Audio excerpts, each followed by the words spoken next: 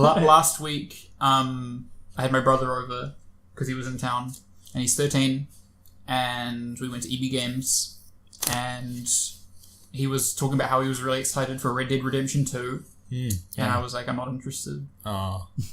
I never played Red Dead Redemption. No. And I'm not a big fan of the GTA series. No. Just GTA in the Wild West. Yes, Yeah. from what I understand. It's a little different. More story-driven? Or less about shooting hoes? I'd say better story and less about shooting hose. Really? Yeah. But more you're a gunslinger and it's like a good setting for like that sort of thing.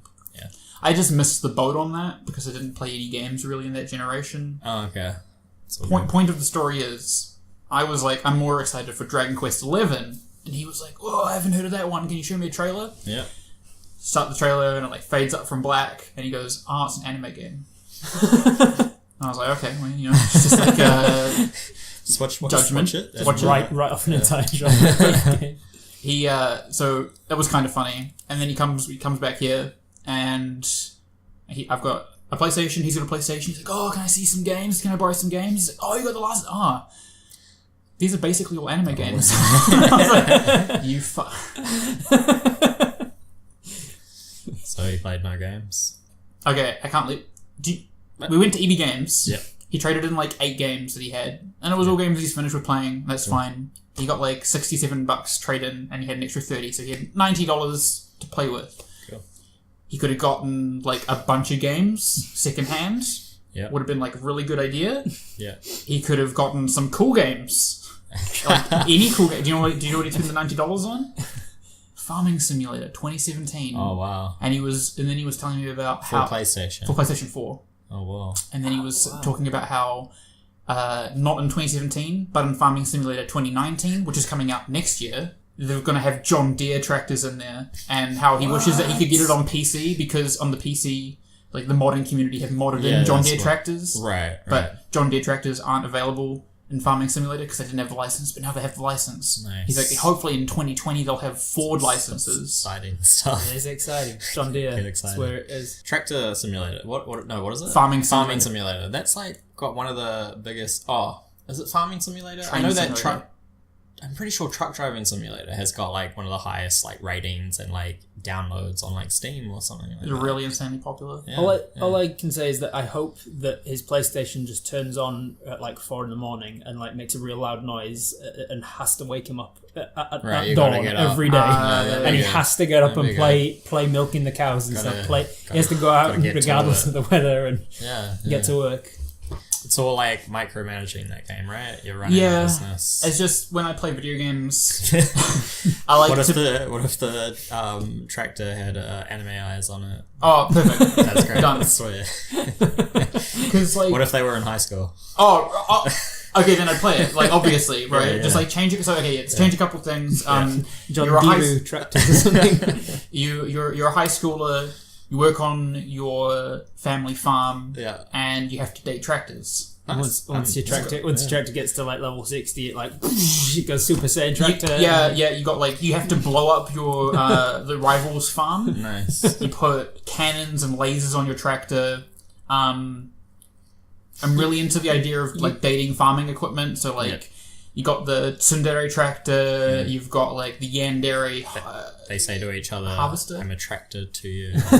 They all use farming puns. I can, like, with that, all joking aside, I can guarantee Joel would play the game if you could wear your tractor like a mech suit. Oh yeah. Oh my. Okay, scrap it. No more dating sim. It's you have to pilot the. Wait, do you pilot a tractor anyway? Yeah. You jump into a mech, like a real soldier mech, and then the mech drives a really big tractor.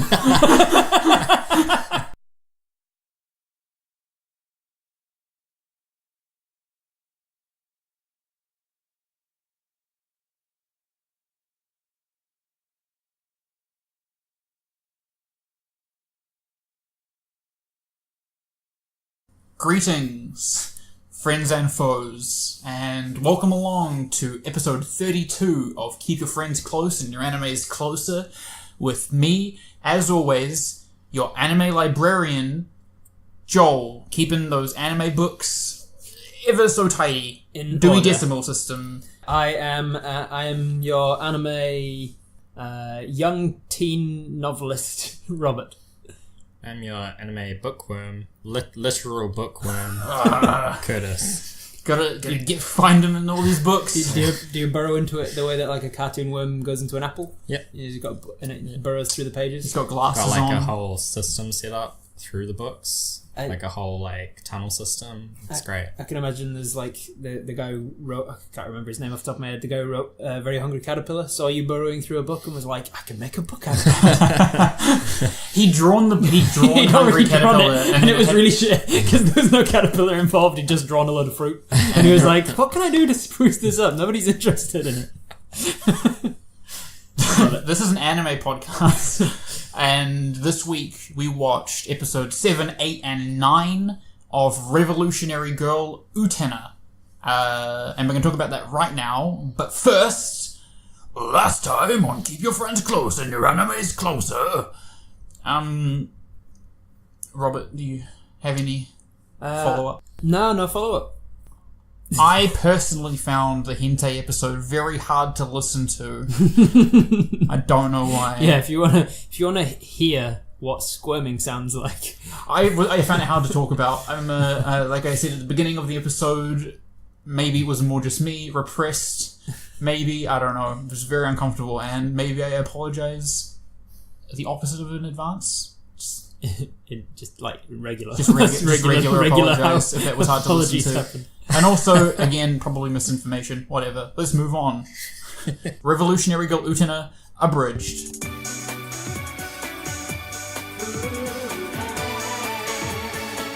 Episode 7. Jewel 7. Unfulfilled jury. Wow. Well, it begins with Jury. Jury's the orange-haired student council member. She's acing a fencing competition. She's real good. But what's she got to show for it, she asks as she fingers a locket around her neck. The vice principal is commending Jury on the student council's work and various things, and he says he wants to have lunch with her to talk some more. Meanwhile, further down the corridor, the old angry guidance counsellor from episode 1 is berating Utena for bringing Choo-Choo to school. Jury overhears and says hi and introduces herself to Utena for the first time. And Utena doesn't have time to talk, so she dismisses her. And so Jury basically orders the vice principal to go and speak to the guidance counsellor to free up Utena. He takes her order, so apparently she has lots of power, even over the teachers. Utena and Jury talk, and it's revealed that whomever is wed to Anthe will have miraculous powers, apparently. But Jury says she doesn't believe in miracles. Utena leaves, and Anthe walks past and gets a slap again. We're at 5 out of 7 slap rate? Yeah, something like that. I don't think it's quite been at all episodes. No, there's been 2 that she hasn't been slapped in, right. But 5 to 7. That's pretty good. That's perfect. Council meeting. Kiryu is a dead shot with throwing knives, apparently, as he throws knives at Mickey, and Mickey has balls of steel. They're discussing why Jury wants Anthe, but only so that she can disprove miracles exist. And we learn that she's in love, but we don't know much about it. Flashback! She's fencing with a handsome boy and a pretty girl watching. The guy is in love with Jury, and the pretty girl is in love with the guy, and Jury loves one of them. Girl betrays Jury, steals the guy. Jury is still not over it, back in present day. Utena is out late at night trying to get Choo-Choo to go to sleep. She comes across Jury sitting by a fountain, and they talk. Utena tells her all about her backstory with the prince, and Jury goes in for the kiss. But instead, she grabs the ring and tries to steal it from her hand, saying Utena's stupid for believing in such mush, and she doesn't deserve to have a rose seal ring, and blah blah blah. And they have a little bit of a tussle, and then Jury challenges her to an official duel. And the shadow puppets talk about going to the zoo, and they sort of show the concept of methinks the lady doth protest too much in the way that Jury's doing. Then the magic door and the music video and the spiral staircase. Hang on. What? I'm no book bitch. But what does methinks the lady doth protest too much mean? What do you mean by that? When you are giving away that you feel one way by protesting and saying I'm not even in love with you. I don't even like you. Whatever, and you constantly bring it up. So I believe it comes from Macbeth. So I think to translate, she's being the right tsundere. Sure. Sure. She's going up the spiral staircase to the dueling arena, and they duel. Juri doesn't expect that any miracle will occur, and she'll be able to beat her in a fight, and she does. She just starts to waste her. She's sort of toying with her for a little bit, but eventually Utena starts really losing, and Juri disarms her, flinging her sword away and knocking Utena right to the floor. But wait! Down falls Utena's sword from the sky, taking Juri's flower right off of her tits, and it was just an accident, she protests. It wasn't a miracle. No such thing as miracles. It was just a freak occurrence. And then later on, she's sitting beneath a tree, despondent. Kiryu's sort of mocking her in a light-hearted way, and then she opens up her locket, and it's a picture of the girl. So, because the way that she really betrayed her was by going with the boy, not stealing the boy. Yeah, exactly. Episode 8, title. Duel 8, The Great Curry High Trip. I'm sorry, did you say the Great Curry High Trip? That's exactly what I said. Alright, so buckle up. This episode's a weird one. It begins with Utena and Anthy in a cooking class, and Nanami and the mean girls are spying on them from a distance, waiting for Anthy to accidentally use their secretly swapped-in ingredient. Secret Pa-own ultra-spicy 9 billion-fold curry. Suddenly, the classroom explodes. Actually explodes. There's a council meeting, an emergency council meeting to discuss that the Rose Bride has been injured in this explosion and her life is in danger. Mickey blames himself for saying that he wanted a spicy curry. Wakaba jumps on Utena, and Utena's not her usual strong self, and she collapses under the weight. The mean girls picking on Anthy and slapping her, of course. Now we're 6'8". Yeah. But Anthy, Nani? She slaps them back. Oh my god, go girl. And then there's a montage as Anthy's whooping the boys at basketball, and Utena's tending the greenhouse, and Anthy's a tomboy, and the curry explosion made them switch bodies. That's the plot of this entire filler episode, and pretty important, so I'll just repeat it in case you missed it. The curry explosion made Anthy and Utena switch bodies. What do you expect to happen when you use 100 billion tenfold curry spice? Alright, so the mean girls are figuring that that's what's happened, of course. Because they've been stalking them and taking lots of Polaroids, which they are now selling to the students for the novelty value of them. Kiryu finds out the truth and orders Nanami to go to India to get more of the 9 billion spice so that they can switch them back again. So Nanami and the mean girls fly off to India, where they get immediately chased by a stampede of angry elephants. Back in wherever this is set, Antena and Uthi bump into Sayonji, who drags Antena away. Nanami and friends are now hitching a ride in a truck with a lot of caged snakes, having been saved from the elephants. And then the truck gets trounced by a stampede of angry elephants. Back in wherever we are, Sayonji is in private with Antena now, and he's unbuttoning his shirt, wanting to explore their love for each other. Antena screams, but he's only withdrawing an exchange diary, which he wants her to write her feelings in. Nanami clan climbing a sheer mountainside, pursuing the spice, until an angry elephant falls, sending them plummeting back to Earth. You following all of this? Yeah, okay. Antena wonders what to do about the diary. Is it right for her to be writing in it when she's not actually Anthy? Uthi walks in and throws it out. No, there's no dilemma here. You can do whatever you want with it. I don't care. I'm yours to order around. Nanami gang are walking over a rickety rope bridge over a huge chasm until a charging elephant knocks them in. Antena decides to write in the diary, and Nanami's on the raft with elephants surfing.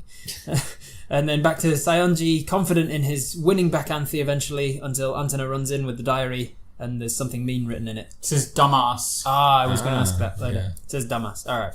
Nanami returns finally with the last batch of the 9 billion spice in existence, and she's sporting a very dark tan. And then she trips over, smashes it, and then an elephant blows it all away, and she loses it. As they're mourning the fact that they'll never be able to turn back again, the mean girls find the original 9 billion curry. It was never actually used. That means the body switching curry was just Anthy's cooking. She can cook well enough to turn... Is it a measure of good cooking? Badly. Sayonji bursts in to confront her for the mean things that she wrote in the diary, but then he eats the curry and he swaps bodies with Choo-Choo, which swaps the girls back as well. It explodes the whole room? It explodes the whole room, the girls switch back, and he switches with Choo-Choo, and then between episodes he switches back again. Yeah, we can assume. Episode 9, title.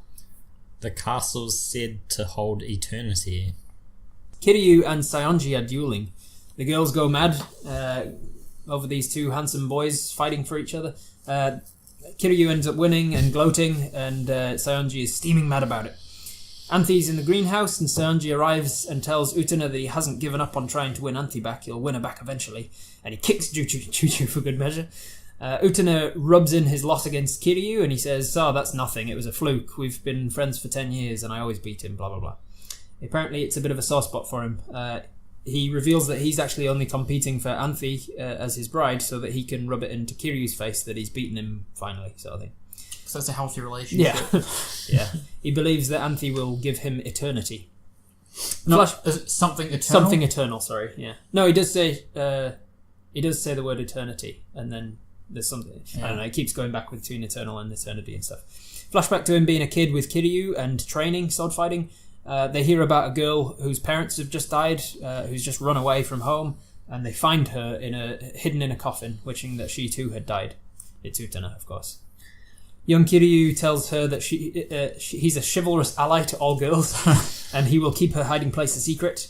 Saionji envies Kiryu for his way with girls, I guess. There's a bit of something going on between him and his sort of like an internal reflection on how he is with her.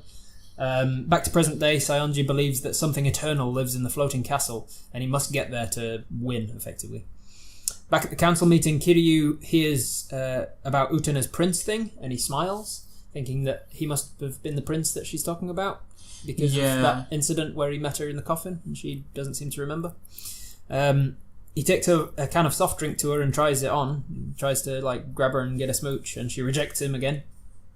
Saionji receives a letter from the end of the world, and then Utena receives a call to say that Anthy's been kidnapped.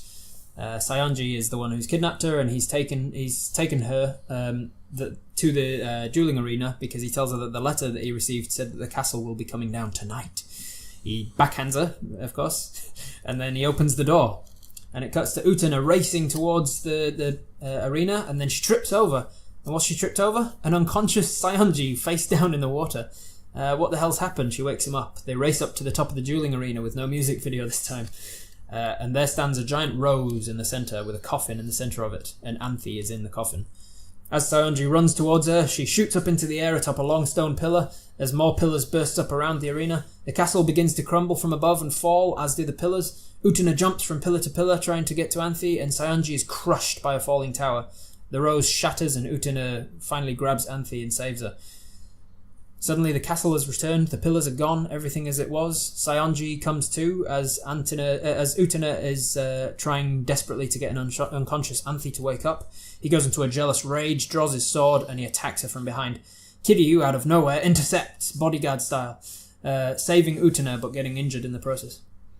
Cut to Kiryu recovering in the hospital. He receives a call from the actual end of the world, admitting to having written the letter himself to lure Saionji to the dueling arena this evening. And to get him expelled. Only fools would believe in something as foolish as friendship. Yeah. And then he hangs up. So I realised at that point that basically Kiryu and Saionji have both stabbed the other one in the back. Yes. Literally and metaphorically. Good friends. Yeah.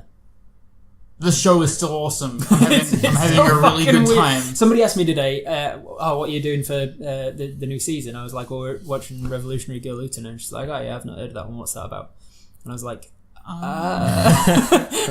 Say there's this girl named Utena, and she has to duel for the right to be engaged to a girl who she doesn't know how she feels about. The other people who are dueling her know more about it than she does. Also, the sword that she uses to fight them with comes out of the girl she likes to kiss. That's the important part. That's the seller, I think. I said, it's sort of like there's a boarding school setting, and there's lots of sword fighting, and there's a girl who's like has to be engaged to whoever wins the fight. And it's there's lots of magic. I don't understand what's going on yet. She was like, oh, sounds interesting. It is. I'm having a blast still. Curtis? Yeah, no, it's enjoyable.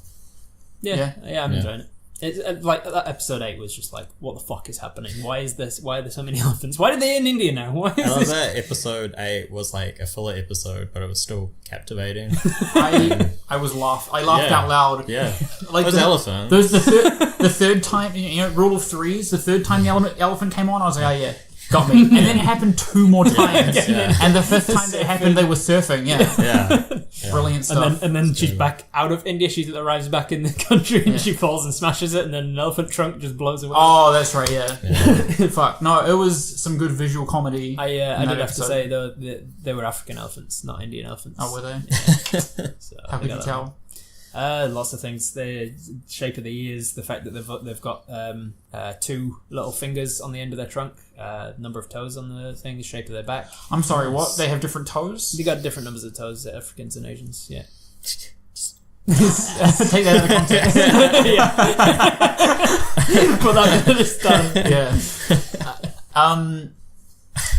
The other good thing about these 3 episodes that we watched, so episode 8 was just a really good romp. Episode 7 and 9 were quality story content. Like, the plot progressed quite a good amount, and not only that, I really enjoyed the way that it presented some of the stuff, like the way that it presented Juri's betrayal, right? So there's the shot where they frame a short, beautiful girl, Juri, and the boy who she presumably has a crush on, and the way that they communicate her, their weird 3-way relationship is they end up talking to each other through cans while not looking at Juri, who's still caught between the 2 of them. Yeah, they're in height order. Short one on the left and tall boy on the right with Juri in the middle. And the girl and the guy are talking through strings and cans, and the string crosses over Juri's face. Yeah, they conveyed a lot of dynamics. It's and it's like very a clever. 30-second clip or something like that. Yeah. And another thing that I liked about that as well is that at the start of that episode,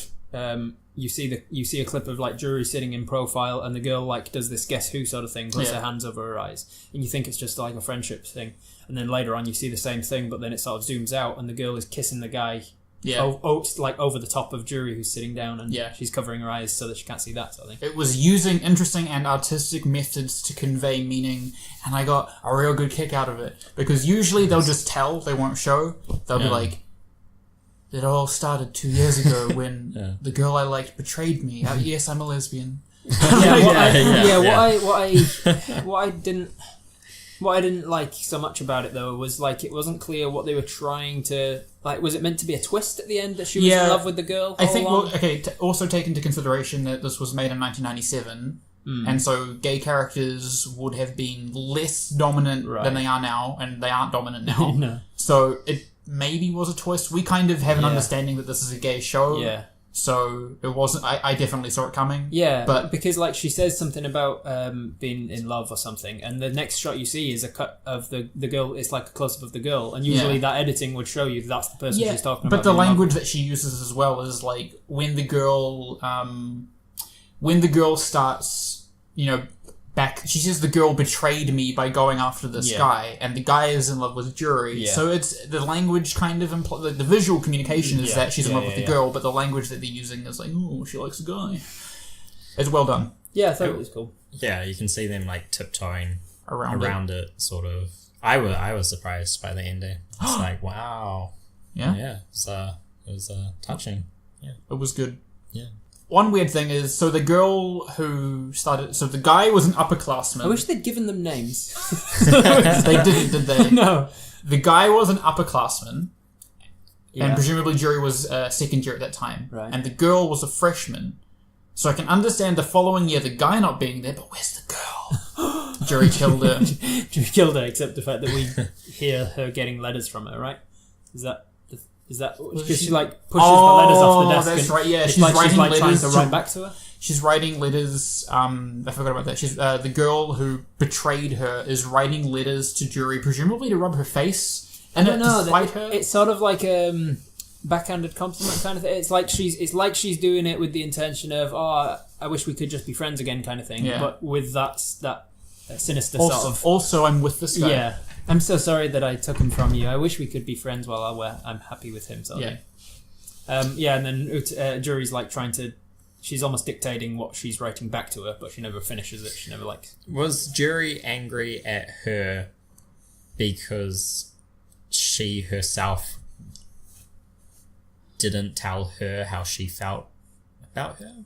I think it's complex. I want to see that sentence written down.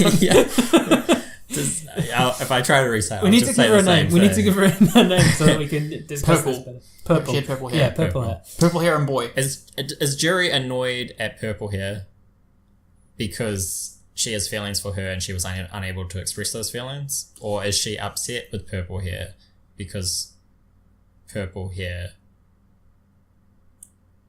Like, she doesn't hate purple hair because purple hair took the boy from her. No, that, yeah. Yeah. So, okay, my understanding of it is she is upset. A part of it is because Purple and did it to hurt her, or did it to spite her a little bit. Yeah. She does say that. She's like, Right. I did it because you wanted him and because I could. Right. Which is like a hurtful, like if anybody does anything like It's that pretty to you, shitty that's a thing. pretty shitty thing to do. Yeah, So she yeah. hates her because of that a little bit. Two things. She liked her and also she thought that they were friends and she did something that Did a shitty the thing. purple haired girl knew or thought would hurt her and did it anyway. Right. But the most upsetting thing, I think she says in the end, the most upsetting thing is that she was unable to tell her how she felt. It's tiered, it's layered. Yeah, These are intricate characters. These aren't your Gokus. Yeah. That is what I liked about it. The fact that it was kind of... Because, I mean, I said earlier that I didn't really like that it was not clear who she was meant to be in love with and then twisted it at the end. But in the same way, I kind of did like that about it because it gave Juri just a bit more depth. It was like, it didn't have to be a twist. And if you saw it as a twist, then bonus sort of thing. Stellar rating. Episode 9.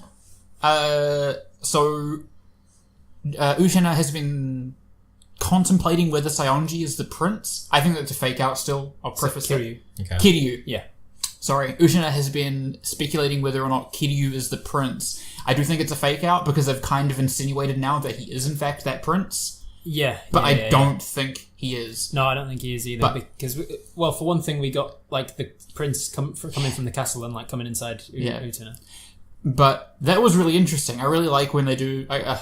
it's kind of played out and you can make it work in any convoluted way you want. But when they tie characters' backstories in together, I enjoyed that little bit. Yeah. And Kiryu is now a more interesting character to me because what the fuck is he up to? Yeah. He got his quote unquote best friend expelled.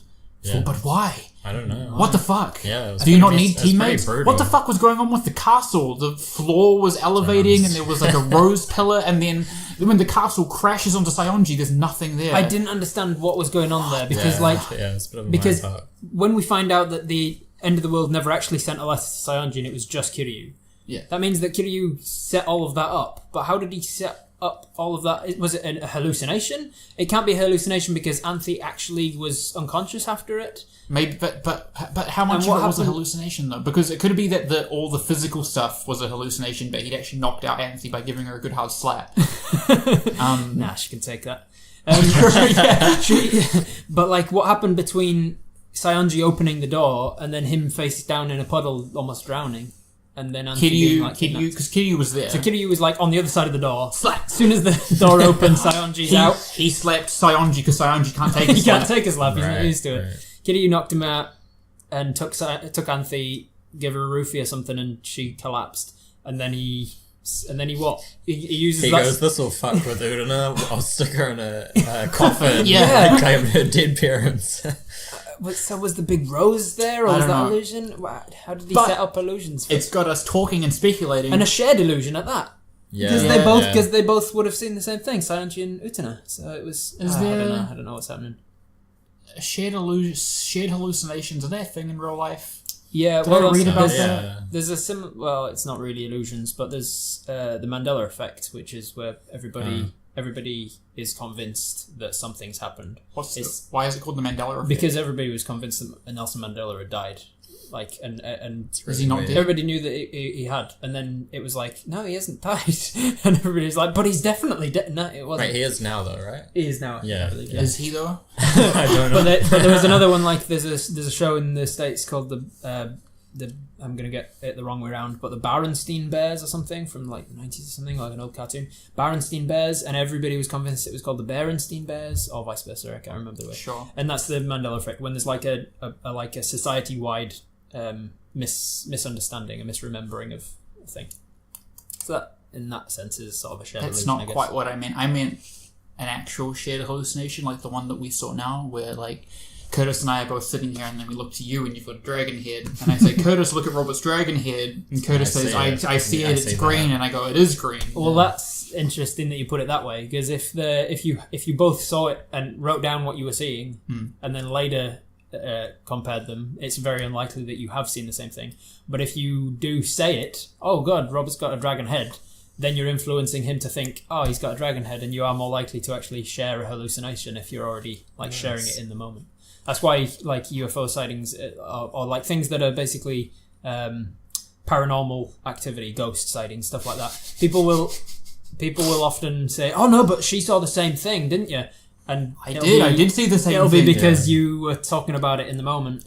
This is an anime, but I fucking love watching one episode of Ghost Hunters. Not more than one, and only like once a year. But this is so funny. Right. That, and same with the Yeti hunting. No, not Yeti hunting. Sasquatch hunting. Yeah, I've seen some of that. Yeah. Just pepper me with one episode of that a year, and I have a grand time. But any more than that, and I get livid. Yeah. I get so angry that there's money being poured into this. I just get livid with just one episode. I can kind of see do you get amusement from that?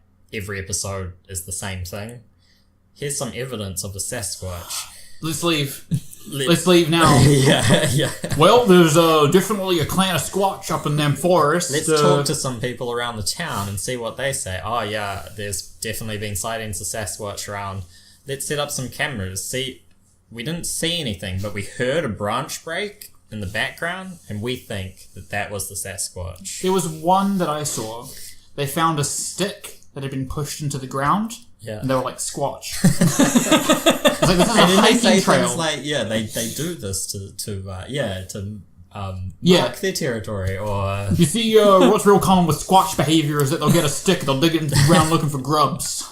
Yeah. And then leave the stick there. They just fucking idiots. Improv. You know, okay, so we'll stick on this Sasquatch thing. You know the really big... Like the really tall guy on that TV show, the guy with the long hair, they call him like Billy Bob or something. He's like the most hillbilly stereotype out of all of them. Right. He's like 8 foot. He's huge. Every time they do the... He's actually an undercover Sasquatch. He's a Sasquatch then. Yeah. Yeah, I'm like... Wait, you go back and watch it. How can I make this? He's been there the whole time. He's not even... He's just got like a fake tash on. He's a fully furry Yeti. The thing is, whenever they get the town to get like a town meeting and they get these people giving their recountings of seeing a Sasquatch and then they do a dramatic reenactment, he is the one dressed up as a Sasquatch. So maybe. Yeah. What were we talking about? God knows. Anime. From the point where Anthe was kidnapped for the last like 10 minutes, so it was just a bit of confusion, but I'm sure it'll all be answered. The phone call. No, I don't know. I think it will. I want to find out. I think we will find out who. Predictions. I think that the shadow people aren't going to be people. Changing my mind on it. Do you know who I think the end of the world is, though? Is it someone who we've met? No. I think it's the principal. The principal? Okay. Yeah. Of the school? Of the school. Why? What's he got to gain? I don't know. What did the vice principal... Is this just like anime knowledge? Is this... He's always the principal. It's like... I don't know why I think it. Yeah. But I feel like that's a pretty good indication of like who the bad guys are going to be. I also... A part of it, I was trying to rationalize why maybe I think this. Yeah. The teachers are back. Yeah. Why are they back? Yeah. You know, they were dead for like 5 episodes. We didn't see them.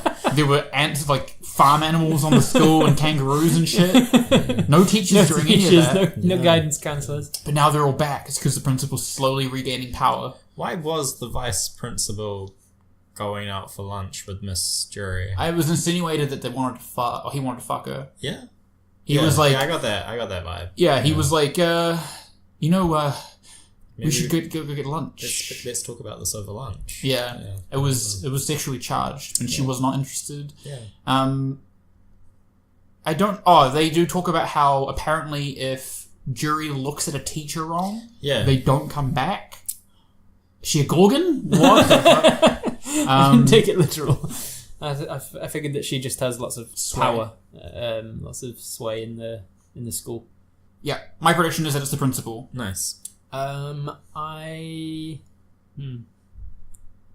it's a person who Kiryu is now talking to, not just receiving letters from. And why would he not just be able to tell the principal to expel Sanji then? Why would he have to set up all this shit? Listen, it's a lot of red tape and paperwork. You can't just go firing a student. Firing? Expelling? I'll expel him if you can get him to attack you with a sword. Like, I don't think it was that specific, but it's like, listen, you need to implicate him. Gotta give me something to work with here, Tony. I don't know that my predictions have changed. I still think the prince is the end of the world. The prince that she met. Because he's like, I'm stuck in a tower. Sending out letters, that's all he can do. Send out letters. You've got to do this thing, and then the miraculous power and something, and the castle comes down, and I'm just so bored. I've come up with all this stuff to do to entertain myself, because I'm really bored. I like that they called it End of the World instead of The End of the World. I think it is the end of the world. End of the world. I think it's just End of the World. Getting letters from lowercase the. I read it as I always read it. I think I always picked up. I always picked up on it. It would be like, we received a letter from End of the World. So maybe it's a location. Oh! If it was Kingdom Hearts, it would be a location. Oh, okay. Because in Kingdom Hearts, you go to different worlds, and there's a world called End of the. Oh, that's because it's like End of the anymore. World. Yeah. Oh. Cool shit. Okay, predictions. What I gathered from episode 9 is that I've forgotten his name. I'm going to call him. I think his first name is Toga. Toga. Kiryu Toga. Kiryu. Yeah, Kiryu.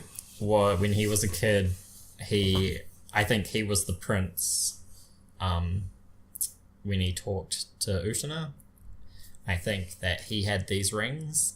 And he gave a ring to Utena when she was in the coffin. And I think this is like a weird imaginary game that they've been playing since they were kids.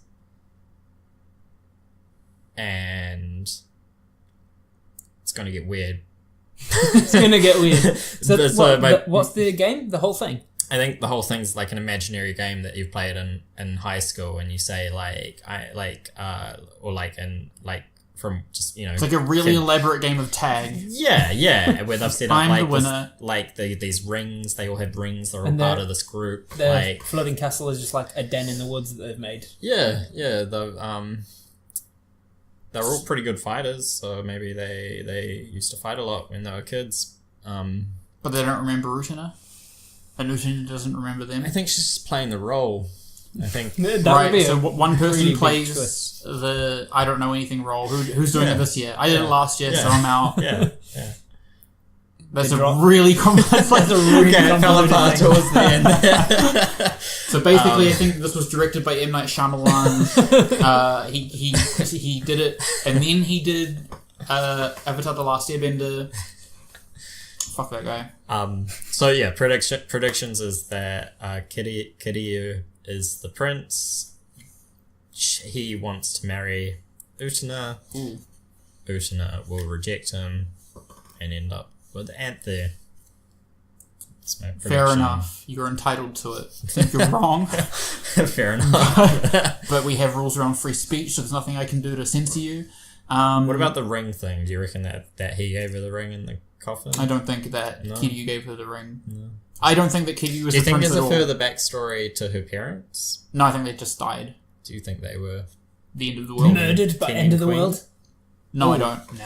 I don't think that she's actually a princess. Do you remember it was suggested that... It was suggested that she was a princess. Like, there were, like, bodyguards or someone looking for the girl, and they said that she might have been kidnapped? Yeah. What was that about? Yakuza, don't know. We'll find out maybe next week. I'd like to play a little game. Ooh. I did a bit of an in-depth dive into the music of Revolutionary Girl Utena. Okay. Particularly the lyrics. I'm going to play a little game with you guys. You've got a buzzer. Your buzzer is Curtis. And your buzzer is Joel. Okay. Just to confuse things. Right. So I'm going to start reading the lyrics, and you're going to tell me where in Revolutionary Girl Utena would you find the song with these lyrics. The lyrics are the songs were all done by what did they call them? Not a rock pop artist or something. A Japanese fella by J.A. Caesar apparently. I'll start easy. Missing Truth and Forever. Kissing Love. Credits. Joel. That's the end. That's the ending credits. Correct. That is the outro lyrics. You get 1 point. You get an extra 5 bonus points if you can tell me the next line. Missing Truth and Forever. Kissing Love and True Your Heart. And with you. Hold Me Tight with Your Arms So True was the answer we were looking for. It's close. It rhymes. The outro lyrics are all about truth and looking for the truth in things. It ends with the line, "I want to keep on hating lies." And the next one, fingers on buzzers. The Absolute Destiny Apocalypse. Curtis! Joel? That's the Going Up the Stairs music video. 2 points to Joel. An extra 5 points if you can tell me the next line. The Absolute Destiny Apocalypse. Armageddon, prehistoric, Triceratops, Jurassic. The answer we were looking for is birth records, baptismal records, records of death. It changes. It's not the same every... It is the same every... I watched the Staircase music from several different episodes. There is one part where it does talk about prehistoric. Correct. We will get to that. Okay. You're going to have to get your buzzer ready, Curtis. We're running out of places where the music can go. I tend to skip the songs and the episodes. It's not helping. Let's live our lives heroically. Let's live them with style. Even if the two of us are ever torn apart... Curtis, that's the OP. That's the OP? Meaning? The opening? Opening music, yes. The intro lyrics. 5 points for the next line. Sorry, can you just prompt me again? Even if the two of us are ever torn apart... We're never gonna... lose our heart. I'm afraid this one was an easy one. Even though if the two of us are ever torn apart, take my revolution. Fuck. Yeah. The opening music is all about two people in love becoming like a rose petal, blowing free. Even if the two of us are ever torn apart, I swear I will change the world. Now, new round. This is all about duel music. Okay. Every time they have a duel with somebody, that's different music. Okay. You're going to tell me who was she dueling when these lyrics came up. Fuck. Universal light, mosaic light, Lucifer, son of dawn, apocalyptic light, Michael's light, androgynous son of darkness, flaming light, heavenly light, the hierarchy of heaven. Okay, Curtis. I was waiting for Curtis to go. Is it Sionji? It is not Sionji.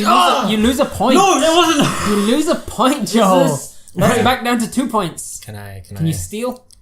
Mickey? You also lose a point. You're on -1. No. The answer was Jury. When she's fighting Jury, the music lyrics are all about light and Satan. And basically Satan, yes. 2 sexes, 2 poles, two of me, front, back, heaven, earth, 2 of me, angels and devils, blah blah blah. Alright. Does that relate to her character? I'm not sure. That was sort of the purpose of why I started looking into lyrics, because I'm like, I don't understand what the purposes of the songs are, but we can talk about that after. Who was she fighting when these lyrics were heard? Theatre, an extraordinary mind, collective development. Theatre. Joel. This one has to be Mickey. This one is Mickey. Well done. You've gained a point back. This one is somehow all to do with illusions. Theatre. This one is the one where we hear ammonite, alchemy, sacred beetle. Lots of talking about the Spira mirabilis, which means the miraculous spiral. It's a spiral that's found throughout nature quite often in like nautilus shells and things. So something to do with alchemy and... What was the name of that spiral again? Spira mirabilis. Spira mirabilis. Who was she fighting when we heard this? When? Curtis. Sionji? I'm going to need more than that. She's fought him twice. Oh, okay. Hang on, wait. You have when to go on because you were pretty quick on the buzzer there. You didn't say that we would have to say which time it was. Different music each time. You got a 50-50 shot. Can I one more time? When? Can I hear it in a sentence? When she was fighting. Oh, fuck. Would you like a little more? No, hang on. Would you like to retract your buzzer? I've got it. It was the first time. It was the first time? Yeah. Would you like to hear a little more of it? Yeah. When, where, who, which. When, where, who, which. The flow of blood of memories, the cradle of 1,000 years of bliss. I am an actor, just like the Sphinx in the eternal winter desert Sphinx. I know, right? Curtis, are you ready on your buzzer? Who was she fighting when we heard this? Celestial age, prehistoric sea, erosion. Joe. Curtis. Sanji. Sanji, in which time? The second time. Well done! You clawed your way back up to 0 points. A little more of that. This is where we heard the Age of Land, Cambrian, Oldovian, Silurian, Devonian, DNA molecules, bacteria, colony life, Triassic, Jurassic, Cretaceous, Lycopodium, Selagonella, Trilobites, Gastropodia, Belenmite, Ammonite, Rose of the Sea, Lily of the Sea, Apple of the Sea, Bud of the Sea. You can just picture Angel the of the songwriter just flicking through like a, I don't know, prehistoric book or something. Yeah, it is.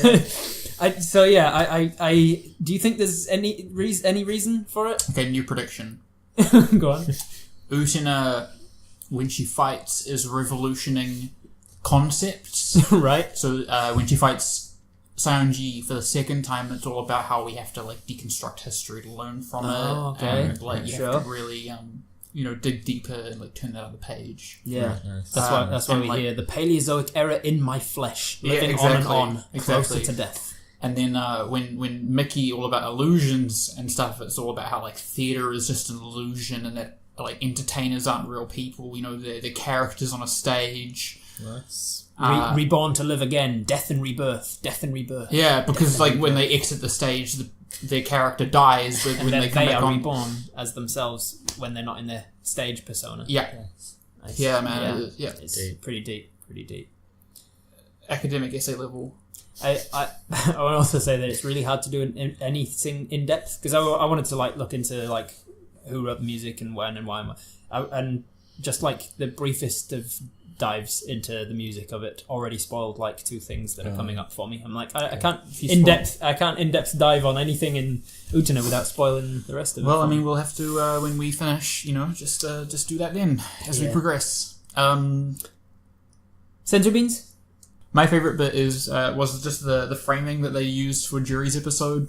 We already talked about it. The talking through cans and strings. I just thought that was a good way of presenting. They had a similar thing in start of episode 9 when the 2 boys are facing off in the fighting room. The crowd of girls that are turning up, they don't show the crowd of girls. They just show like weapons falling into stands. Yeah. So that there's more and more weapons accumulating. Yeah. Crowd of people. They've got some really interesting imagery. I like it. Yeah. Good. The elephants falling from the sky. Just knocking them off the side of the cliff. Yeah. And they just fall with that. That was good. Yeah, mine was in that episode as well when they've been taking Polaroids, spying on the 2 girls, and they've realised they've changed, and they're selling the Polaroids to people. Mickey turns up and he's like, "Oh, this is not the Anthe that I'm in love with, blah, blah, blah." But yeah, I think we find out he's actually in love with her. "No, this is not the Anthe I've been in love with." And then he buys them anyway. Implied that he's just going to like go and jerk off some Polaroids of Anthe doing some basketball or whatever. Pull-ups. Pretty good shit. Yeah. A Weeb in review.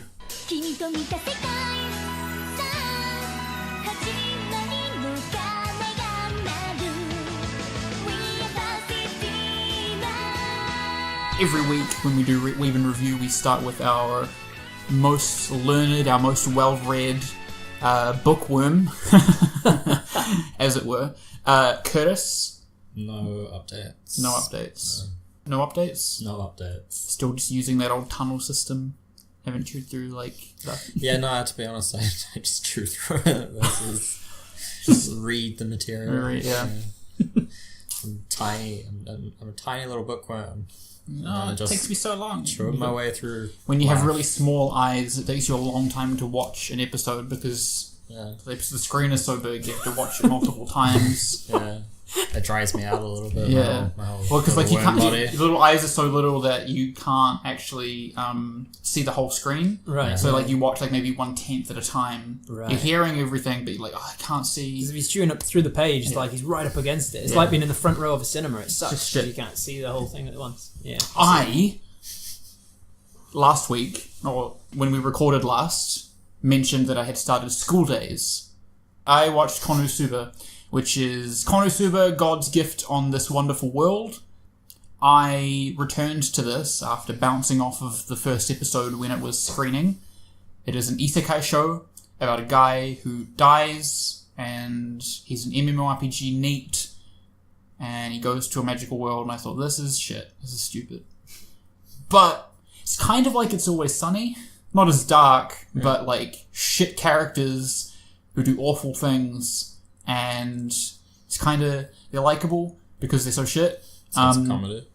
Yeah, it's a comedy series. The comedy didn't really sit well with me when I first watched it. So what really happens is, in the first episode, he wakes up in like a completely pitch black room, sitting in a chair. And he's like, oh shit, I died. How did I die? Oh, that's right. And he like remembers that he left the house for the first time in ages to go pick up a day one release for his new MMO. And he sees a girl about to get hit by a car, and he like pushes her dramatically out of the way. And he gets hit by the car, and he's like, oh, well, at least I did like one heroic thing and one thing of value with my life. And then this goddess, Aqua, shows up, and she's a total tsundere masochist, like, oh, and she's berating him for being so cowardly, and then she's like, actually what happened was, you were walking home, and he doesn't even live in the city, like, flips it all on its head. You're walking home, and you saw a girl walking on the road, and there was a tractor, and it came up behind you, and you got such a fright that you had a heart attack and pissed yourself. And when they took you to the hospital, the doctors laughed, and when they called your parents laughed. Jesus Christ. And he's like, And so she is berating him for having such an embarrassing death. And she's like, good news is that I'm going to reincarnate you. The game that you were in. He's like, wait, game? He's like, yeah, you're in a game, and just you were bad at that game, but I'm going to put you in a new game, you should do better at it. And this is kind of bad because I watched the first episode so long ago, I haven't gone back and rewatched it, I just started at episode 2. Can't remember how, but he tricks her into coming with him, so she's now trapped in this like MMORPG fantasy world, and as soon as she gets trapped, she just starts crying, like drops any kind of veneer of like power or confidence, and she's just like shaking him like, why did you do this to me? Oh my god. What is this called? It's called Konosuba. So main cast is Kazuma, and he's the straight man. He's still shit, but he's the straight man. Like, you know how there's like the trope of people being like, oh, main character, come listen to me. Every time they do that, he's like, yes. Like interrupting them as they're speaking, or like, yes, my name's Kazuma. That's just kind of funny. So you've got Kazuma, who knows how video games work and knows how to game the system, wants to kill the Devil King to return to Japan. You have Aqua, who is a defunct goddess, who is an archpriest, can control water, but she's incredibly stupid. Very, very, very, very stupid. You have Megumin, who I don't know if she's actually young. She's one of those weird, like, she's got a really flat chest and she's quite short, but is she a child? I don't know. She uses the most powerful magic in the world, explosion magic, but it uses all of her MP in one shot, and so she completely collapses after one spell, so she's useless.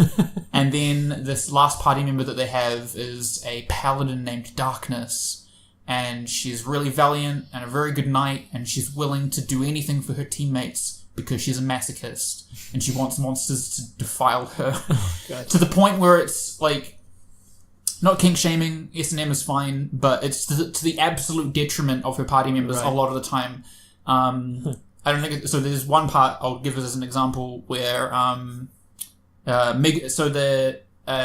the leaders of the Army of Darkness of the Devil King moves in like next door or somewhere close by. And they're in like the starting town of an RPG, but because the Lord of Darkness's general has moved close by, all the easy monsters have fled, so now they can't level up because they can't do any quests. But they have to occupy their time. So Megumin is like, I want to practice. I've been told off for practicing around town because I keep blowing stuff up. They go for a walk, they find a castle, it looks abandoned. So she's practicing her explosion magic on this castle, just bombarding it every single day forever. And then Doulahan shows up.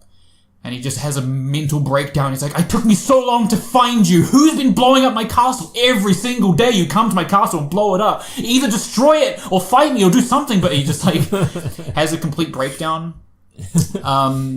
And Darkness like steps in.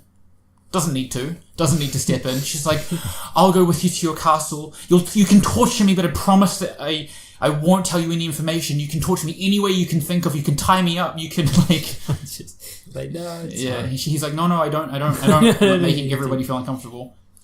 Is it like... So it's isekai because he's in a world that he doesn't belong. Yeah. But is it harem sort of as well? Because all his party are girls? So it's the kind of show that I like because it's flipping it on its head. Because it is kind of a harem. It's all girls. Like, he's the only real guy character who matters. You meet somebody who he wants to be. Like, when he came to this world, he thought he was going to be the chosen one. And he meets somebody who is the chosen one, who also got sent here by Aqua. And Aqua doesn't even remember him. Hilarity ensues. But they constantly are flipping these tropes on their heads that people are familiar with, and it's just really funny. But also, a lot of the comedy comes from intelligent stuff as well. So he is still the same guy. He's still scared in this world. He's still weak and cowardly. Well, he's more familiar with it, and he's thrust into a position where if he doesn't look after himself, he'll die. Like, they're living in stables, and so they're constantly trying to get more money, and then losing it in hilarious fashion. So he is playing the game then. And he is playing a character. He's taken on this character then. Oh no, so he's as himself, but it's more like he's growing as a person in this world. So when I say he's like, it's in a game in the same way that real life is a game. It's just that the rules of that world that he's in, he's more familiar with because it's like an MMO. Yeah. Like when he gets experience points by killing monsters, which he can then use to learn skills. But he has to like meet somebody who knows the skill, and then they have to teach him the skill for him to write it down on his job sheet that he can do it. Yeah.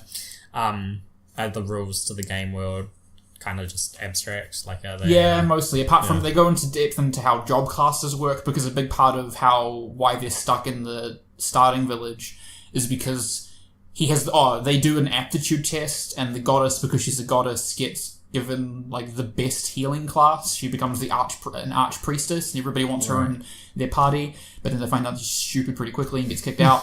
And he gets like the worst class ever. It's like I don't know, the equivalent of I think it's like peasant class or something, and so nobody wants anything to do with him because he's so shit. He's the worst. He has really shit physical and mental stats, but really high luck, and luck is not good for anything. But then there are a couple of circumstances where it is good for stuff.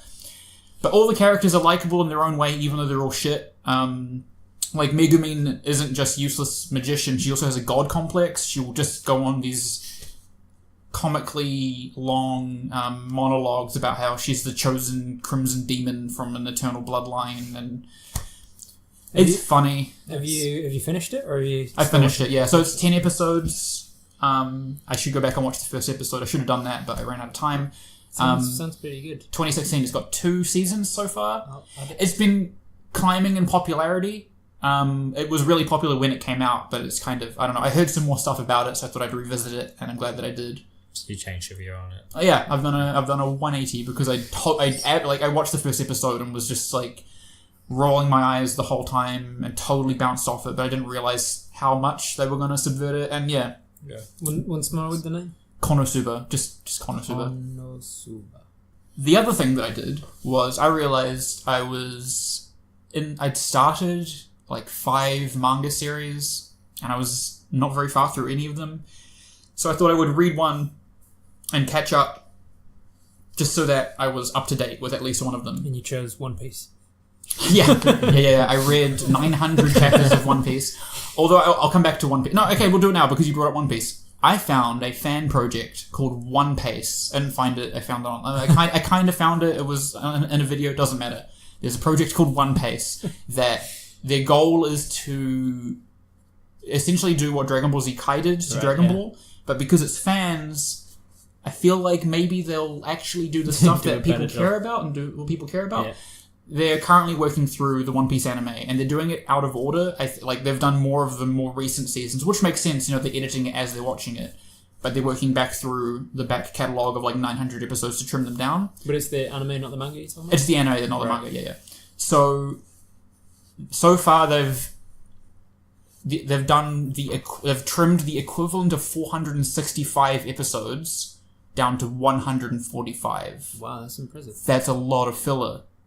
Yeah. That's a lot of filler. That's an impressive amount to cut out. Yeah, I haven't watched any of it yet, but it's piqued my interest. I'm going to check it out maybe for next week and let you know how I go with it, because because the thing is, like, maybe they'll cut it out and it will all be shit, but they haven't done up to where I am in the manga, but I can watch, as much as they've done and see how that goes. So that could be promising. But what I actually wanted to talk about was I am up to date with Dr. Stone. And I just I don't have too much more to say about it, other than I want to reiterate that it is a very good manga. It is a really good read. It's got a little bit of anime craziness. Like, there's one guy who lives in the village that Senku finds, the main character now, who is an expert craftsman, and he can craft anything that Senku can draw a blueprint of, and Senku can draw a blueprint of anything because he's just impossibly intelligent. And I think I mentioned previously, and like they find a deposit of just a bunch of precious minerals. Like they get tungsten at one point, and that's like their Super Saiyan upgrades, and they now have tungsten to work with, and they develop electricity. It's just, it's so good, and I feel like I'm learning while I'm reading it. I don't retain much of it, but they talk that sometimes there'll be like a little bubble, be like, if you want to do this at home, use these ingredients instead. Like, they make paper, and it's just so good. And what is something that you could make from it? Like, have you learned to make that? Paper? You can make paper. Yeah, like they make paper, and they give the instructions for, except for the car. They made a car recently. Right. They didn't give the instructions. Step up from paper. Eventually they're going to be like making bombs and stuff, and they're like, and then no, Joel's going to suddenly realize he's been watching a terrorist. They've already made bombs, and they said, this is how you would make it. Don't do it at home. Wow. And they give like ingredients that you could use to make an explosive. Holy shit. But when they make stuff like the car, they still explain how it's working, because otherwise you'd be like, that's fucking stupid. Like, they already had a furnace, and they repurpose it, and they make it into a steam engine that is, I'm forgetting the word for it, but it's like an oscillating a piston, an oscillating piston with two of them. And then they try to go uphill, but they can't, because it loses the momentum of it spinning. So there's enough detail that you're like, I can totally see how that would work, but some of the more complex stuff he kind of hand waves and glosses over. And also they work at just an incredibly fast pace. That sounds really cool. Yeah, it's a really interesting way of treating the shonen kind of story structure. And I know that we've talked about shonen, like, is it a genre, is it not a genre? Technically it's not a genre, but everything that gets classed as shonen has similar themes, and one of the core themes is usually about a main character who has an unbreakable will and will do anything to achieve his dream / beat his opponents. And they have this, but instead of applying it to fighting, they're applying it to science and kind of like the betterment of humanity. Also, all of the characters are really, really likable and interesting, and they have all the ones that get enough screen time have a level of depth to them that is engaging. And the art, I don't know how the fuck that guy gets like 20 pages out in a week. It is incredibly high quality. I don't know what the fuck kind of magic devil work he's using, but it is top quality draftsmanship. Like, he's not just using other people. It's like, so he a team. Maybe there is a team. I know that the guy who's writing it isn't drawing it, right? So that would probably save a bit of time having two people working on it. But is that like frowned upon or anything in anime, like hardcore purists? I think that when you look at some things where one guy is working on it basically exclusively, there's a level of admiration that is probably unhealthy, because it's really unhealthy for the guy working on it. It's insane. Fucking insane. Yeah. I would say, I suppose it just depends if it's good or not, right? Like, that'd be the main thing. Yeah, but I mean, like, you look at Ichiro Oda. I know that actually he isn't doing it once a week anymore. Sometimes he takes a week off, which is good. You look at something like Ichiro Oda, who's been doing it for 20 years and basically been doing once a week. Not quite, but basically once a week. And you can look at that, and you can't help but have a level of respect. It's an auteur piece of work. Like, it's one guy doing everything. He has complete control, and it makes the last decision on everything that goes into it. It is his body of work. But when you look at something that maybe 5 people worked on, or even 3 people worked on, it's not quite the same level of impressiveness. Do you know what I mean? But at the same time, is that healthy? No, because you have ridiculous deadlines. I have a second thing, but I've tied it into my recommendation. So why don't, Robert, you just do your thing? Sweet, thanks. I've had assignments and tests, so I haven't watched a heck of a lot, but I do have something exciting to talk about.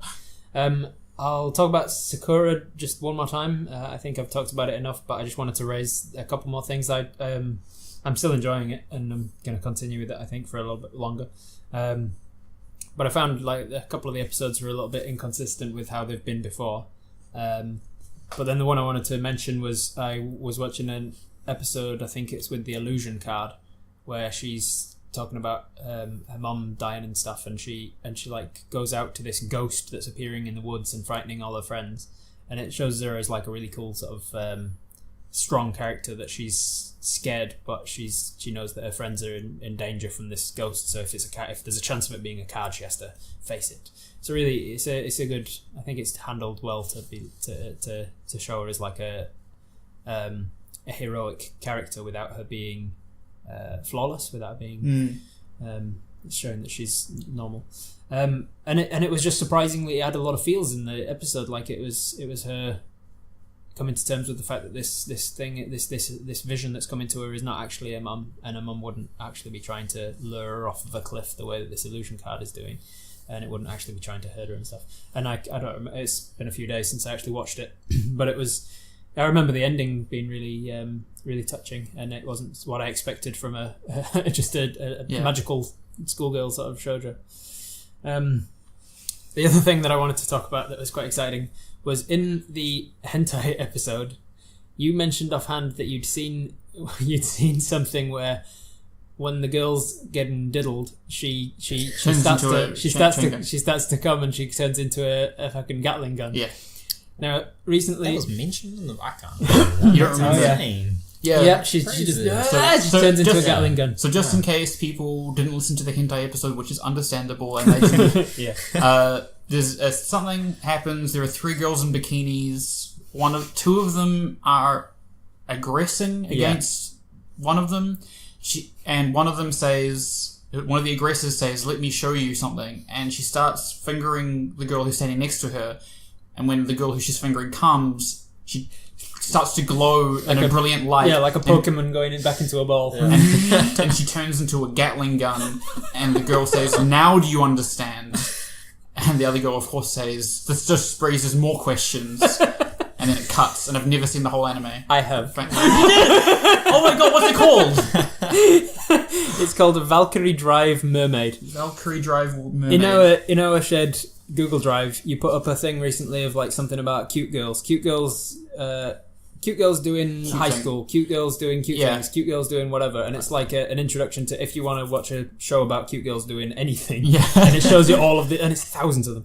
One of them was I was like scrolling past, and I had to stop when it said cute girls doing each other. Yeah, and I was like, wait, what?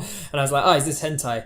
And it was written about as if it's Yuri. It's Yuri, and it's anime that's just explicit, sort of titillating.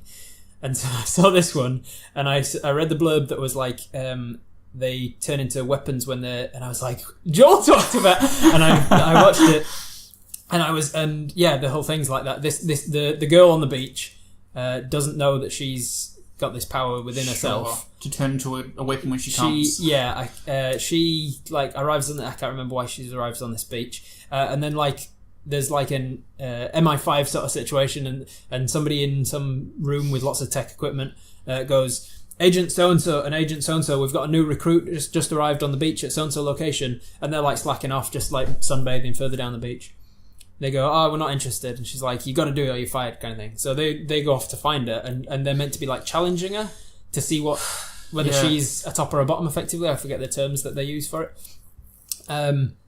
And so she turns her into a Gatling gun and starts to fire at her. And then another girl like arrives from the sky. Just flies in from the sky in like a pod. And then she breaks out of the pod and she lands like 3-point line and bam! And she snatches this girl up. And she like jumps around avoiding all the Gatling gun bullets. And then she's like, what's going on? And then she lands, bam, right on top of her. And the boobs like pressed together, and it titillates the younger girl in such a way that she turns into a gigantic sword. Yeah! So like Revolutionary Girl Utena, but better. Because there's sex. So they, and then it cuts to like the MI5 headquarters sort of thing where this woman is watching and she goes, oh my god, they're driving already. So like when they connect, when they find their partner that they gel with, and they like find their connection, and they're driving, and and then they take these girls back to the headquarters of this estate, and they say, oh well, Agent so and so weren't enough to defeat them or test their full length of their abilities or whatever. Bring out Agent so-and-so, who's like an A-class warrior or whatever. Yeah. And she brings out this girl who's like in chains and a ball gag and everything like this. Oh, okay. So wait. So it's like, it starts off and it's like kind of softcore, but pretty explicit. Yeah. And then like, not even in the second episode. No, the first episode brings out a gimp. Yep. she's got the chains, and she's hogtied effectively, and she's on a leash. And she drags her forward and throws her to her knees in front of them. And the little girl, who's innocent and doesn't know what's going on, is like, no, don't, whatever. And she goes, don't interrupt. She loves it. It's the only way she gets off. And she digs her heel in from behind. She's sort of down face first, doggy style sort of thing. She belts her right in the you know what's, and starts just jiggling her foot back and forth until the girl with the ball gag in her mouth turns into a gigantic flail. Oh my god! With a massive ball and chain, and then she starts throwing it, and the spikes on the ball like start firing off. You know. That is insane. It sounded like it was really good show until you said she turned into a flail, because you really should have turned into a whip, because it would have been more thematic. Right? And now I can just see that it's not like my level. So it's not my level of intellect. So but just one more time, can I have the name so that I can avoid it? It's called Valkyrie Drive: Mermaid. Where the fuck were the mermaids? I don't know yet. Okay. Cool. I don't know yet. But the blonde girl's like trying to protect this young lass, and she's diving around the way, avoiding this flail, until eventually she's like, she speaks for the first time. She says, "I don't know if," she says something like, "I don't know if we can avoid it any longer. We can only run for so long." And she's like trapped in an arena now, like Thunderdome style, Mad Max. She's like, I don't know if we can avoid it. And so she kisses her hard on the mouth, and the young girl's like, oh no. Oh, and I forgot to mention, the young girl, when she unzips her like top, she reveals that she's got huge tits, obviously, even though she's like 14 or something. And she's got written on her top in Japanese her surname, which apparently is a very similar symbols for the word virgin. I looked up virgin on a Google Translate, and it's like there's just one little tick that's missing. Yeah. And so everybody sees it when she way to tell the world you're a virgin, blah, blah, blah. And so, of course, she is a virgin, but she's like, no, it's just my last name. Well, I am a virgin, but, it's just my last name. And so this girl starts to kiss her hard in the mouth, and she's like, oh, what's going on? Oh no. And then her hands run down her body and her tits rub together and stuff. And then she starts finger blasting this girl, and she's like, oh no, this is my first time, and it's not how I expect. And then she turns into this massive sword again, and she defeats this woman with the flail. Sounds like, how many episodes? I don't know. I don't know much about it at all. All I know is that it confused the hell out of me, because it's when I was confused before about saying, is there a blurred line between fan service and hentai? And you're like, oh, no. It sounds like an ecchi show. That doesn't sound like hentai, though. It's not titillating enough to be porn. Because there's too much between, like, the parts where they jerk each other off to like, actually get yourself off to. Doesn't seem like enough to be porn, but it's way too explicit to be, like, regular. It's ecchi. That sounds like a heavy ecchi show. I mean, I could be wrong. Feel free to write in and let us know. Curtis, bookmarking it for later. Yeah, got it on my phone. Watch that with your mum. My mum? I found a new show for us to watch. Always wondering for something on Netflix to watch with your partner or whatever. Definitely. It's not actually on Netflix, I don't think. Oh, then check. Maybe it is. Yeah. Diane Chill. Yes. Hey. Well, that was a thrilling experience for me. And me. But I have a show that I have watched previously that I want to recommend. So you know what time it is. It's...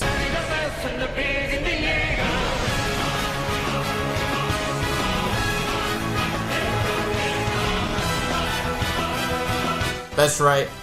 Everybody who recognizes that music, I want to recommend Attack on Titan. 2 popular series in a row, baby. I'm phoning it in. Fuck you. I can not be antagonistic. Season 3 just started, and I wanted to watch it, but I knew my girlfriend would enjoy it, and I was like, oh shit, she never watches anime unless I do it with her. So I went back and I started watching the first season again, and then I was like, fuck, this is a good show. Do you know what would be a good idea? I was reading the manga. The anime still isn't caught up. Do you know what I'm going to do? I'm going to read the 30 chapters I am behind that are 50 pages long, and I'm going to do it in one day. I didn't have that thought process. It just kind of happened. It was more of like a vague curiosity, and then I started reading, and then I couldn't chapters, stop. 50? 50, yeah. It's a little bit more than 30. I'm rounding. But 50-ish pages. Holy fuck. That is a good series. It's kind of overblown. Okay, so yeah, let me take it a couple steps back. I'm sorry. So Attack on Titan is set in a world where humanity has been confined to Robert, figure out the area of 300 meter radius for a circle. 300 meter radius. Pi last 3 would be 90,000. 90,000 times pi just 3 1/4. So 90,000 times 3 would be approximately 27,028. 2,800, 280,000. 280,000 miles or kilometers. I can't remember what unit of measurement they used. That was impressive, Robert. They live within these walls. There are 3 walls, each one 100 miles in from the previous. So, like, starting circle, right. 100 meter radius, outer wall. Right. 283. 283,000. Oh, nice. Very, very good. Outside of these walls are titans, giants that seem to have no intelligence, and their only objective is to eat humans. They completely ignore all other life. They don't seem to need to eat. They're not active at night, but they don't sleep. They just kind of stop moving, almost like automata. But they are alive. They're not. No, they're not robots. Powered by the sun. They're not. Well, it's just kind of speculated. We're getting a bit ahead of ourselves. Right, I'm trying to give you an overview. Their only objective is to eat humans.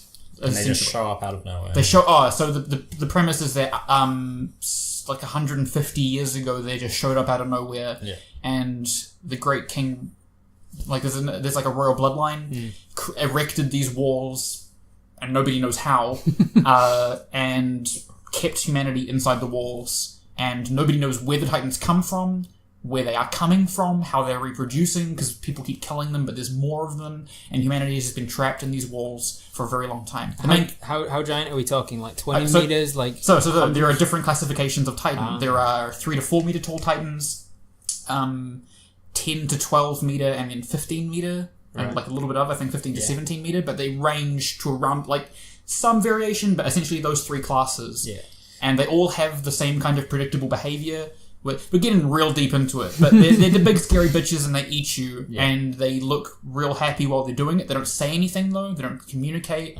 They just pick you up, bite you, and it's graphic. So, main character, Eren Yeager, sitting at home, getting bullied. My life sucks. I'm going to join the army. I'm going to join the Scout Regiment. Oh, no, fuck. I've been watching this shit dub where they call it the Scout Regiment.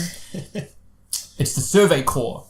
He wants to join the army and explore outside the walls and save humanity. And he's thinking about how he's going to do that when he grows up, because he's 12. He's got his best friend Armin and his adopted sister Mikasa. And he's like, one day, we'll do it. And then all of a sudden, lightning outside the walls. And they're like, what the fuck was that? And then over the top of the 60-meter tall wall, a gigantic hand is just resting, and then an even taller Titan, like 70 meters tall, just peers over it and kicks the shit out of the gate that leads into the town. Like, you can get out. So Titans start pouring in, and they're like, fuck, it's game over, man, this is fucked. And then, when they're trying to escape into the innermost wall, an armored Titan, like a Titan wearing like bone armor, comes sprinting in and then just shoulder barges through the second gate. So now not only so the way that the walls work, there are these pockets, because Titans are attracted to humans. So they have pocket communities at north, south, east, west along the circle, so that they don't have to worry so much about where the Titans are going to show up, because they're all flocking to these centers of population. If that makes sense. So, wait, the Titans are like magically drawn to wherever there's people? Yeah, well, it seems to be an smell them, instinct. You don't know. Right. So, Okay. anyways, they've not only just breached into the city, they've breached into the second. Like the humans have to fall back into the next wall, so they lose like more than 33% of their land. It's fucked. So the story follows Eren as he trains to become a soldier, explore the outside world, and find out where the Titans are coming from. I've heard it compared to The Walking Dead. I think that's a dumb comparison. I've never seen The Walking Dead, but I think it's a dumb comparison. But there's a similar kind of thing, right, where like humans have to survive against a unified threat.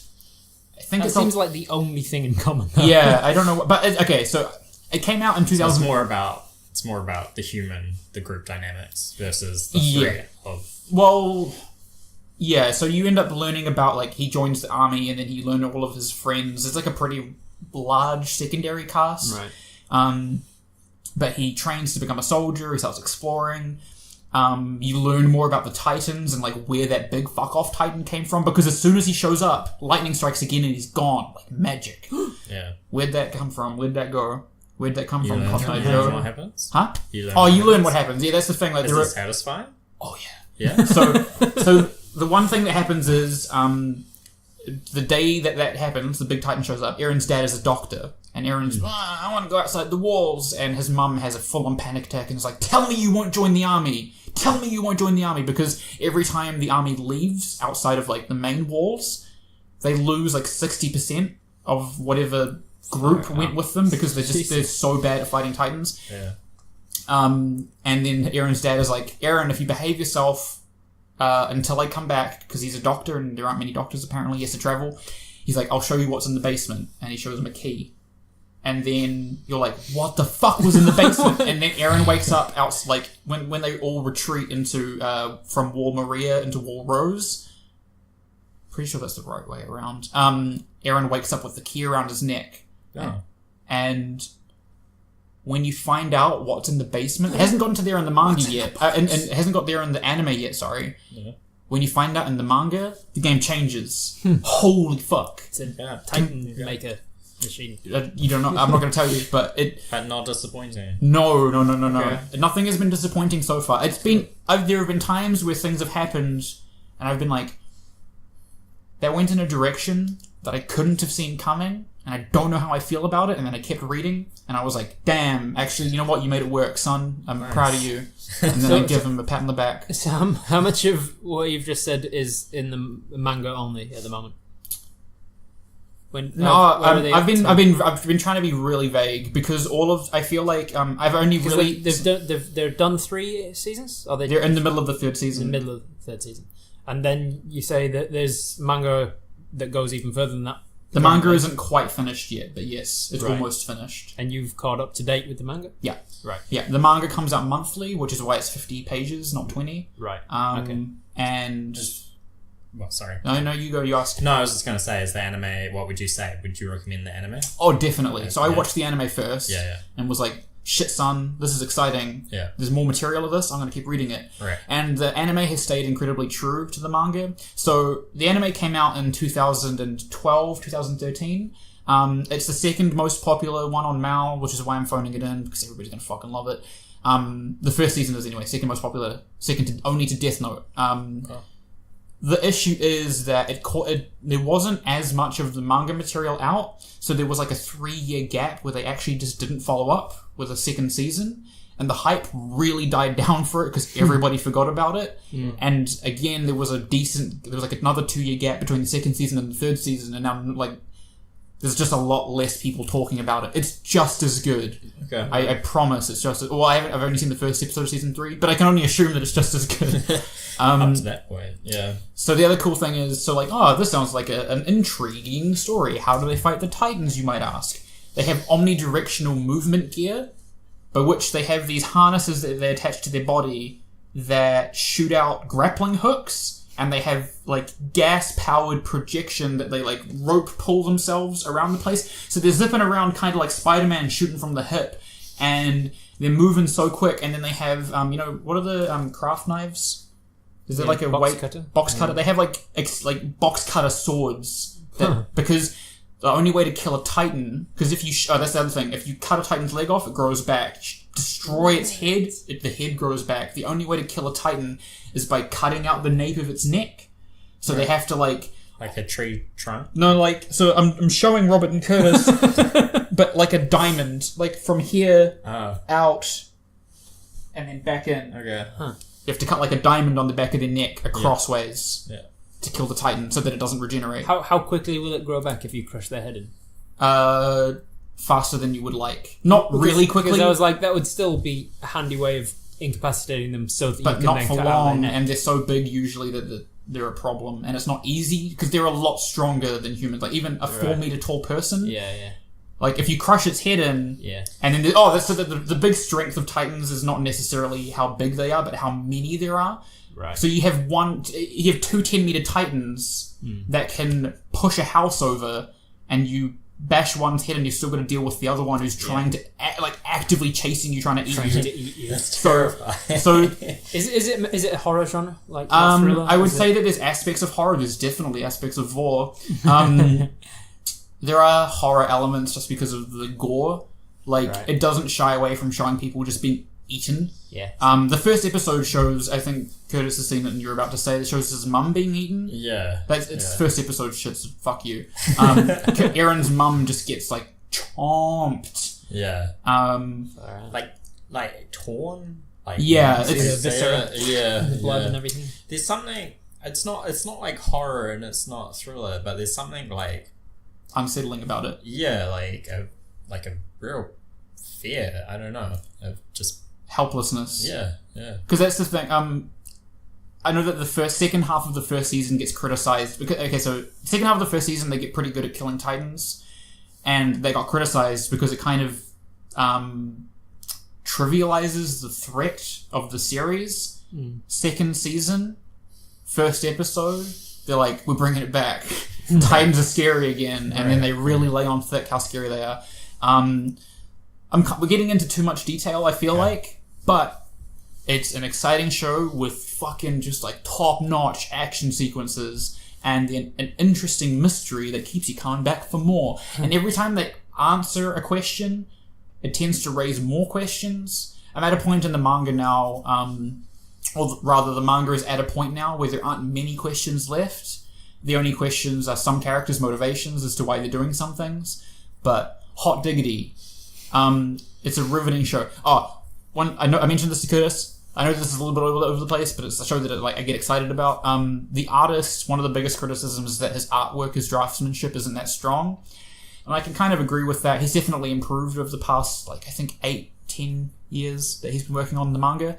But where it really, really works is for the giants, because the giants, the Titans, they all look so creepy. They're all so disproportionate. None of them look like a normal human. They all look slightly off, and they hit that uncanny valley that really hits home how scary they are. They all have too many teeth. Their mouths are too smiley.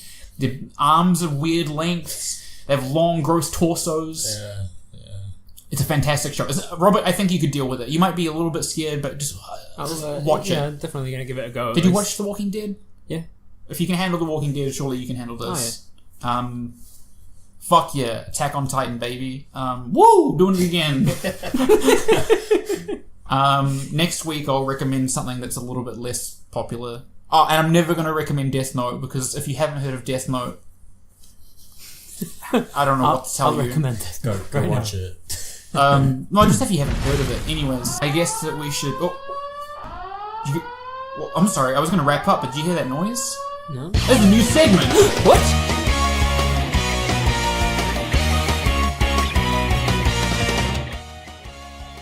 Real or fake? Real or fake? Real or fake? So anime YouTubers, a little while ago, they did this whole thing where they were challenge each other to their knowledge of anime, and they would read two synopses, or maybe one synopsis, and the people would have to guess whether it was a real or fake anime. And I thought, what better way to help my boys learn more about what is real and fake anime than to just do this and steal the format. I have some things on my phone. Do you think it would be better to just read one synopsis and then you have to guess whether it's real or fake? Or read two and one of them is real and one of them is fake? I have options for both of those. I like the second one. Which one's real, which one's fake? Yeah, well, you read both of them. And then, because then it's harder to be like, shit, they both sound fake. Yeah. But I know one of them's real. Okay, sounds good? Okay, it's good for first people as well. We're going to do 3 rounds, and it's not first to anything, it's just... This is playing two game shows. Everybody loved episode 15. I know. Everybody loved it. It's been enough episodes since our game show episode that we needed game show. Okay. I have the names, just in case, even of the fake ones. So if you want an indication of like whether it's real or fake. Okay. Round 1. First anime. The main character... I'm going to try substitute names because I might write a name that sounds really fake. I did write names and I'm looking at them now and I'm like... Anyways, the main character is a 10-year-old girl with aspirations of being a famous voice actress. Unfortunately, her school grades are bad and her voice acting skills are worse. But when a mysterious alien kills her parents and wreaks havoc over Tokyo... The main character grabs a talking fish, skins it into a wand, and becomes a magical schoolgirl. That's the first one. Okay. Second one. One night when the main character is reading a romance novel from her favourite author, she wishes to the moon that she could also find love. The man on the moon, hearing her plea, falls in love with the middle schooler. However, they can only be together when the moon is full and the gateway between worlds is opened. Fuck. First anime called Puni Puni Poemi, and second anime called Tsuki no Ato. I love this segment. Okay. The first one, I couldn't even stay following what the fuck was track happening as to what happened. It sounds so crazy that I feel like it would be an anime. Yeah. But the second one sounds so... I'm going for the second one. Second one is being fake or real? Real. Okay, which one's real? The second one's real. Alright, I was... Okay. Similar to Curtis, the first one's so crazy that it has to be real. The second one, though, it was very believable, but I think, metagaming it, I think that it would be easier for Joel to have written the second one than the first one. I'm going with the first one's real. The one about skinning the talking fish. Robert's right. Yeah! Puni Poemi came out in 2001. It is a 2-episode OVA, and it has a 6.64 rating on Mal. Awesome. I haven't seen it. I haven't seen any of these. I don't know. I saw that and I thought, that is brilliant. Fuck, that is insane. That is brilliant. Alright, second round. This one is called... No, I'll read the names afterwards. Okay. In a thoughtless blunder, God accidentally strikes down the main character with a stray bolt of lightning. As an apology, God offers the main character one chance to live again in a magical fantasy world. He happily accepts, but on one condition, that he gets to keep his smartphone. Second anime. Some urban legends are best left untested. The main character gets more than he bargained for when he joins his childhood friend in testing out an urban legend. When he uses his phone to take a picture of himself in the local shrine's divine mirror, he is whisked off to another world with the knowledge gained from school and his solar-powered smartphone. Jesus. Both smartphone related. Fuck. And they're both isekai, is it? They're both isekai shows. Both isekai revolving about smartphones. Shit. I'll go first on this one because I had the advantage last time, I think.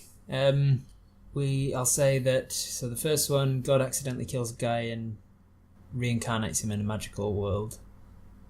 The second one, testing the boundaries of an urban legend. By taking photos in a mirror. I'm going with the second one's real.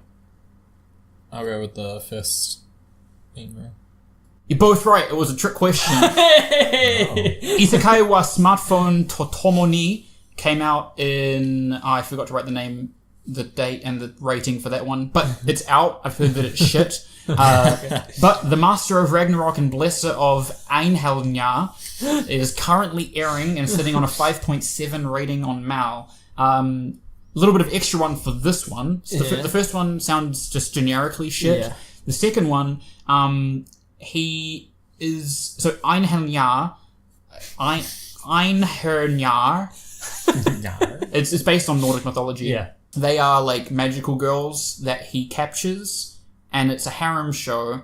But whenever he captures an Einherjar, they either become his sister or his daughter for some reason, and they all want to fuck him really badly. Even after the fact.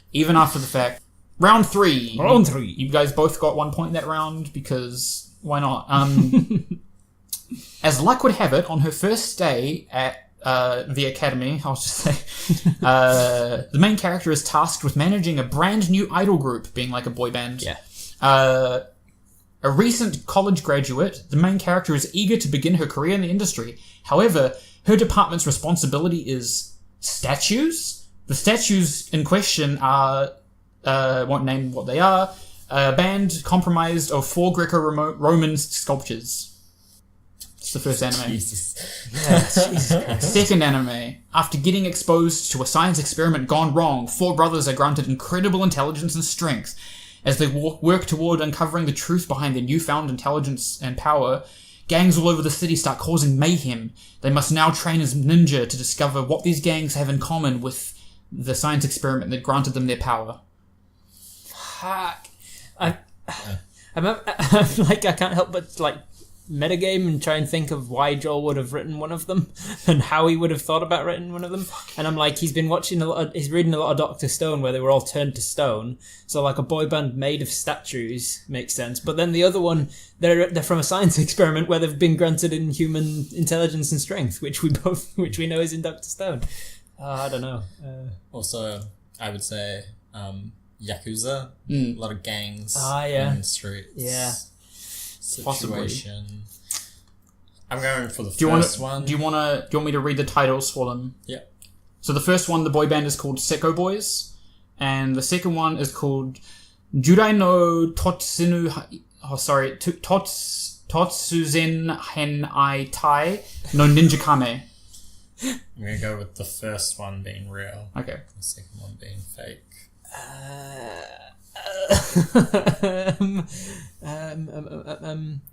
I'm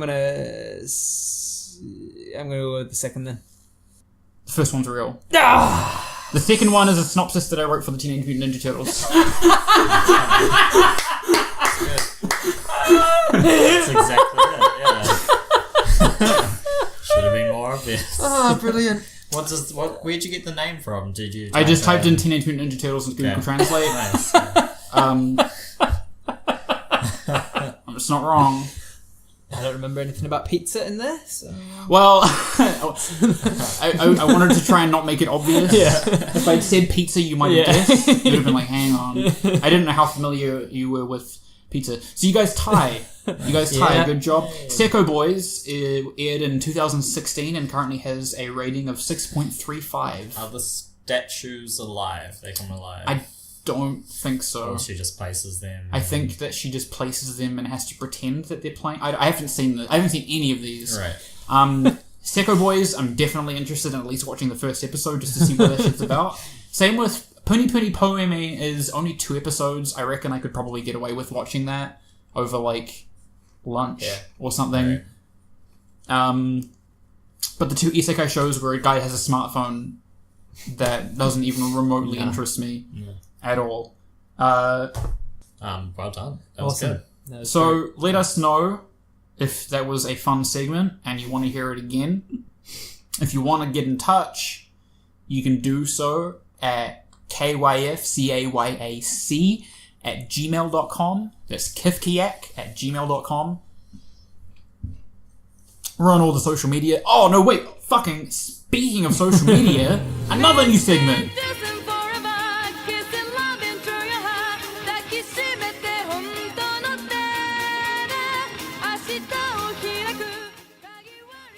Placeholder name for this segment is We Noticed You. We did it. We noticed you. And we have 2 letters. We have a Reddit comment and we have a letter. That's right, ladies and gentlemen. Regis has still been writing for every episode. We're acknowledging you now, Regis. We're acknowledging you now. Again, I feel like a lot of the stuff that he says isn't exactly constructive. But I do say greetings, friends or foes. Technically, he is a foe, and we are greeting him. So this week, Regis writes, Joel, Robert, Curtis, every week I write you and every week you shaft me. I've been asking why you've been doing this the whole time, and you pretended like it was your idea to do a segment on that. I told, he's right. I'm owning up to it. Sorry, Regis. Your hentai episode has to be the worst yet. Barely informed speculation. Take it serious. Sorry. Yeah. This is somebody wrote this. Barely informed speculation and misinformation. That's fair. Probably true. Yeah. He didn't actually point out anything that we got wrong in particular, just criticizing that we probably should have done more research. Right. Maybe presented it a little bit more like an educational episode, like maybe like an essay. Heard loud and clear. He goes on to say, at least some of your earlier episodes had some originality. No more science seances, no more weird little bits. I hated all that shit, but at least it had heart. Well, hopefully you enjoyed today's segments. Yeah, we're doing some more segments. And I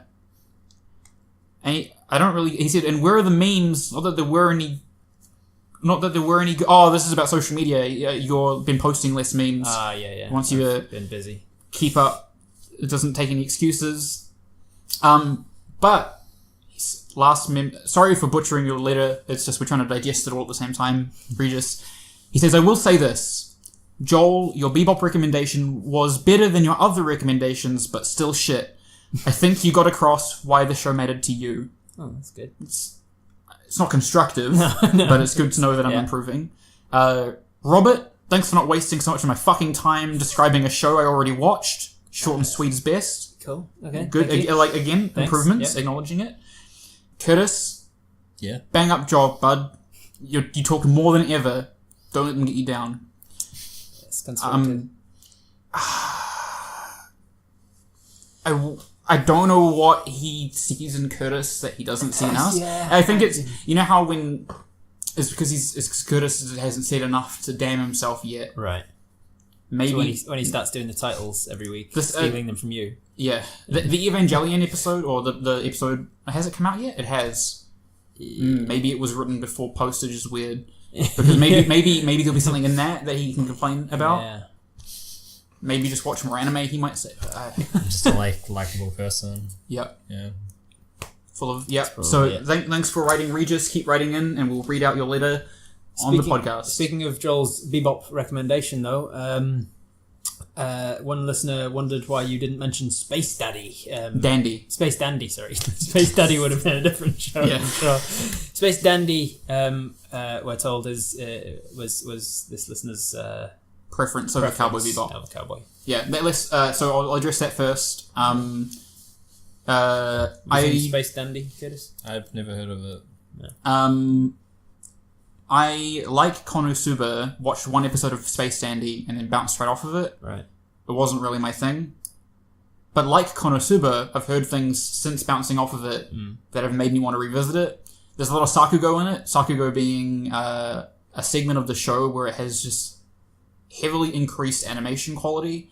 You see it sometimes in shows. It's whenever you're watching something and all of a sudden, like, there's a lot of detailed animation, that's Sakugo. Okay. So I've seen some moments taken out of context from Space Dandy that are Sakugo that look really good. But the reason, I think that he said that he liked Space Dandy because it wasn't as heavy as Cowboy Bebop. Right.